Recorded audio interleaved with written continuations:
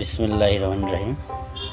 সুধী দর্শক মণ্ডলী, আজ আমি চলে আসছি ফরিদপুরের অত্যন্ত গ্রামাঞ্চলে, যেখানে আজ দেখাবো বাংলাদেশের সোনালী আঁশ পাট কিভাবে সোনালী আঁশে রূপান্তরিত হয়।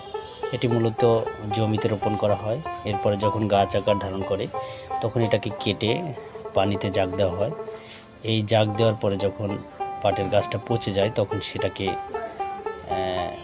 পানির মাধ্যমে আঁশ ছাড়ানো হয়। দেখুন কিভাবে পাটের আঁশ কৃষকরা জমিতে ছাড়াচ্ছে, আপনারা নিজেরাই চোখে দেখতে পাচ্ছেন। আপনারা একটা কাজ করবেন, সেটা হচ্ছে এইটা শেয়ার করবেন এবং কমেন্ট করবেন, যাতে পৃথিবী এবং বাংলাদেশের সব মানুষ দেখতে পারে, অন্য জেলার লোক দেখতে পারে, যাতে কিভাবে পাট মূলত এত সুন্দর রূপে রূপান্তরিত হয়। আপনারা জানেন ফরিদপুরে অনেক জ্ঞানী গুণী, অনেক বিশিষ্টজনদের সমারোহ। তার মধ্যে শাহ মোহাম্মদ ফরিদ উদ্দিন রয়েছে, যার নাম অনুসারে ফরিদপুর জেলা নামকরণ করা হয়। এরপরে শেখ মুজিবুর রহমান, পল্লী কবি জসিমউদ্দিন, এছাড়াও আরও অনেক জ্ঞানীগুণী ব্যক্তি রয়েছে।